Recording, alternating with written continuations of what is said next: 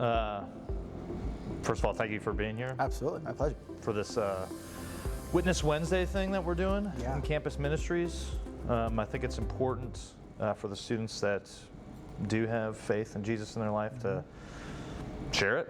And one of the ways that we can now do that in the world is through social media. Absolutely. So I'm excited for this interview. Yeah, I'm looking forward to it. Yep. So you got the questions? I did. The first question, can you recall a moment when you first knew God was real? It doesn't have to necessarily be the first time. It could be a subsequent time, or that you like really felt God's presence in that moment. Yeah, sure. It's funny, when you actually sent me these questions last Wednesday, I was thinking about it and was struggling to find something I could explicitly state, oh, yes, God was here, I felt it, whatever. And then I was thinking about it like all afternoon and just was upset that I couldn't come up with anything. But then I was studying for the MCAT, reading one of the textbooks I got, and it was a lot of information, a little bit stressful and overwhelming. And then when I was finally done for the day, I went to go to my closet to find a bookmark. And sure enough, the bookmark I pulled up was of 1 Peter 5:7, which says, cast your anxieties on the Lord because he cares for you. And not only was that just a great reminder, having that verse in the middle of being stressed about this massive test I have upcoming, but just God's timing is so awesome. I tend to think it's comedic because the way he just says, oh yeah, you're just gonna find this bookmark, and it was awesome to, especially when I'm like, okay, yeah, let's see if I can think of a time. Oh yeah, here's one this same day. It was just really cool just to have that experience. One, again, that reminder of just that whatever I'm stressed about, anything else, just give it to the Lord and he'll take care of it. But also just in that moment of, okay, I'm trying to find, when can I explicitly say you were here? Oh, well, here you are. It was awesome. And this bookmark in your, what book was it? In my physics textbook. Your physics textbook. And like, could have been so many. There's so many in there, and just happened to pull. Yeah. Like, whenever you got that bookmark, what led you to put it inside of this physics textbook? And then some random person, Chaplain Perry, comes up with this idea to do Witness Wednesdays, asks you this absurd question of when you knew God was real. And it's not unusual for someone to be like, oh, God, let me think about that. And then God's just like, okay, Matt. Yeah. Here you go. Right. It was, I oftentimes will get that, like, oh yeah, okay, you're right. Yeah, okay. Yeah. No, it was awesome for sure. Just the whole, from as soon as I got the question the first time to that was really, really cool just to see how that all transpired. Yeah. So God works in mysterious ways. Yes, he does. This mysterious God, we're going to answer, hopefully try and answer this next question. Who is this God to you? Yeah. One of my favorite words just in general is Yahweh. One, it's just fun to say, but then also what it means in Hebrew is just to be. So this just state of being, similar to I am. Yep. Pastor Jason Garrity's at Revolution Church, where I go over in Canton, calls it his isness. And I just love that his isness, God is. He is, his being is always there. And for me, the way, if I were to put it one way, I would put it, he is whatever I need him to be, whenever I need him to be it. And it's been so many things, from counselor, teacher, most recently it's been friend, just someone I can go to whenever, and just always be happy in the presence of. I think, so that whole Yahweh, the idea of him being just being present all the time is just amazing. I particularly like this question. Okay. I think God is very transformative, especially when we come into the presence of God. Sure. So, who do you think God is creating you, Matt Bowman, to be? That is a great question. I like that one. No, that's good. The way I've thought about it recently is that he's calling me to quite literally be his hands. Okay. I'm planning on medical school after Reinhardt, right? And doctors use their hands to perform operations, to treat patients, whatever it is. And when science and medicine has always been just kind of what I enjoy, I'm very passionate about it and whatever, but actually it wasn't until being here my freshman year that I'm like, oh, okay, yeah, this is the path I think you want me to go down. And once I got that realization, I'm like, okay, one, it's a lot of work, But I do think that God is preparing me through everything that I'm doing to be successful in that. One thing that I struggle with quite a bit actually is feeling like I've made an impact, like I've done enough good in the world. You're preaching to the choir, brother. Yeah, I always, I'm turning 20 in a couple months, and now that I will no longer be a teenager, it's like, oh, did you really? No, yeah, I am getting older, and it's just for me, it's like, okay, have I done anything beneficial in the world? And I think that this whole medicine thing is one of the ways that God is answering that for me, to be able to use the gifts He's given me and the passion for science and medicine to go help an insanely large number of people. Yeah. Have you calculated how old you're going to be once you actually become a doctor? 32 is, I know, I understand. And, okay, you're laughing, but so am I. But that was when I first heard God saying, hey, what about MD, what about doctor? I'm like, you do understand that's the exact opposite of my whole thing about get done fast. I'm graduating from Reinhardt in 3 years because I want to move on and go do something more impactful. And I'm like, oh, wait a second. Now you're 32 before you're actually, yeah. So it's definitely been a change in perspective to start thinking that way. And well, again, once in residency, whatever, so I'll be 25, 26 when I'm actually starting to do medicine. But when I'm practicing on my own, the earliest it could be would be 32, which is, yeah, definitely interesting for sure. Yeah, and talk about delayed gratification, but also, we're going to talk about our sermon series that we're going to do this semester.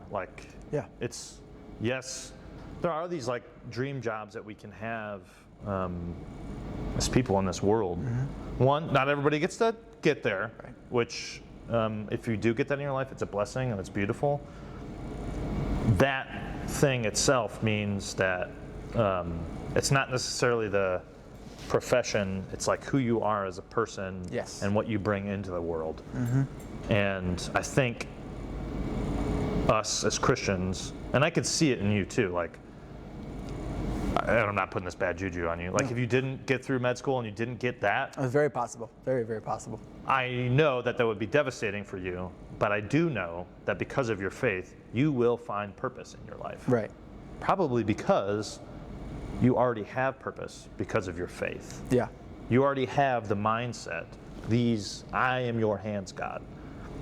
And maybe God's leading you down the med path, which is a beautiful thing, and you can use your talents to help heal the world. Right. And I was when you said the med school thing, and I already knew about this too, but what happens if you become a heart surgeon? Mm-hmm. Now they do it through robots or whatever, right. But you could literally at some point have your hands on somebody's literal heart. Yeah. What a feeling. Absolutely. To be healing somebody in that situation. Yeah. Well, just piggybacking off of that, in church on Sunday, one of the things that stood out to me was the pastor said, you can't love the good things God has given you more than God. And in this whole, whether it's medicine or not, if the title of an MD or the money is what I'm seeking, then that's wrong. That can't be the motivation behind what I'm doing. Yeah. It has to be this whole idea of, okay, I want to help people, and whatever that may look like, whether it's completing med school, which yes, I hope so, but it is grueling and it's a long time. So if I don't get it, well, there's a lot of people that don't get it. So, I was telling you about this last week, but University of Michigan Med School has 8,000 applicants. They accept 171. Yeah. And so the numbers are just against people. So if it doesn't work, it doesn't work. But no, as you said, having that mentality of you're serving God in whatever you do is the best way to conquer that feeling that we both have of, have I done enough good? Yeah. And the done enough good, that's still with me. But I think that also it can be a good thing because it can produce just enough anxiety and motivation. Yep. But sometimes we put that as the idol, right. And then it becomes works. Mm-hmm. I am righteous because of my works. And that's not necessarily how faith works. Yeah. How has your faith impacted your life? I think we could talk about this for hours. I don't think I can answer this question in the time we have today. Mm-hmm. But if I had to say for me, what I think is the most impactful way, it would be just joy. I think that we talked about this a little bit earlier, but there's just this unending soul level joy that comes from a relationship with Christ. And it's not always happiness. I am not the happiest person around. I'm not always there. My emotions go up and down, everyone else. But there's just this understanding of, okay, things are good. Yeah, I know why they're good, who they come from, and I get to enjoy them more. But also when things are bad, there's this peace that I know everything is going to work out the way it's supposed to work out. Again, whether that's how happy my flesh wants it to be, maybe not. But how everything's going to work out for the benefit of myself and other people is just, I don't know how people live without it. I look at the world and friends and everything, just see a bunch of people that just don't have that peace or that joy, and I'm like, I don't know where I would be. I think I would be completely lost and just depressed and downtrodden if I didn't have that. You look at the news, the world or the news is going to feed you stuff that like produces this like anxiety. Right. Like the world is collapsing, the world's on fire, or something like that. And if you don't have this source of connection to something that brings you peace, then the anxiety that's produced in your life because of that, I mean, it's like this existential threat to like who you are as a person. Even just looking at an example now of the Southern California wildfires, tragic. There is zero happiness in my body when I'm reading or looking at something about that. It's an awful situation for everyone involved. But then if you look hard enough, you see, okay, yeah, so it's bringing these people together to help fight these, to donate. There is good coming from it. But yeah, no, it's definitely not it's not a happiness thing. You just have to know where to look and have that trust that, yeah, someone is more powerful than anything that could possibly be going on. Yeah. I had that same conversation with Ben and Ty when we went down to Augusta. We were talking about Hurricane Helene, how it like destroyed people's homes, and all these downed trees. Yeah. Just like talking about how like we do believe in this powerful, all-knowing, omnipresent God. There's many ways that we can think about this natural disaster. A good way to think about it is, okay, this happened. Maybe God did or did not make it happen, but we as people of faith, if we want God to be known in this situation in a positive and a good way, we have to go do something. Right. Yeah, I feel oftentimes that, so the Bible says God is all good, and He is. Everything negative in the world, all the faults are our fault. We sin entered this world through us, and we continue to keep it around. But yeah, no. So as you said, it's the role of Christians to, one, not increase the amount of sin in the world, but in situations where things are bad, to be that light, be the hands, be the feet, be people who show that God is still working in these things that are just absolutely horrific. Yeah. My wife actually told me this story yesterday, or the day before. I think it was Saturday when I had just finished my sermon for this Tuesday. I was thinking about a scenario to explain, and it was actually my father-in-law, who's a family practice doctor in Columbus, Georgia.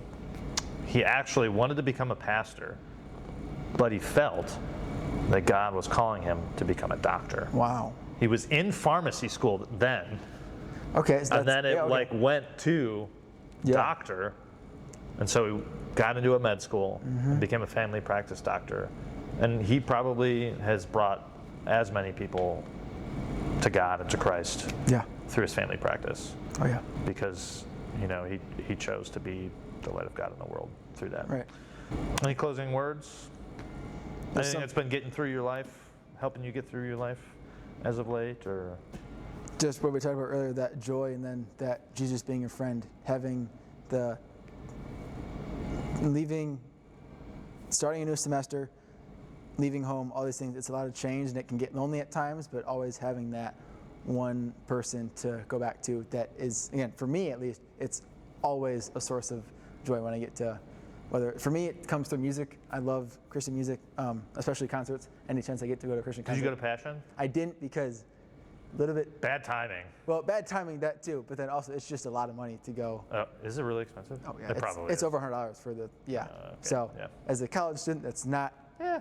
So Winter Jam coming up, the first Yeah. or second weekend in February, $15. That's more that's Yeah. more style. Yeah. So I definitely will be attending that. But it's just awesome to be in a country where we're allowed to enjoy things like that, because Seriously. I overlook it so often, but we are not the majority. There are so many people and countries around the world that the way we live, the way we can freely express our faith and what brings us joy is just not allowed. Yeah. Thanks, Matt. Absolutely. Thank you, Grant. Yeah.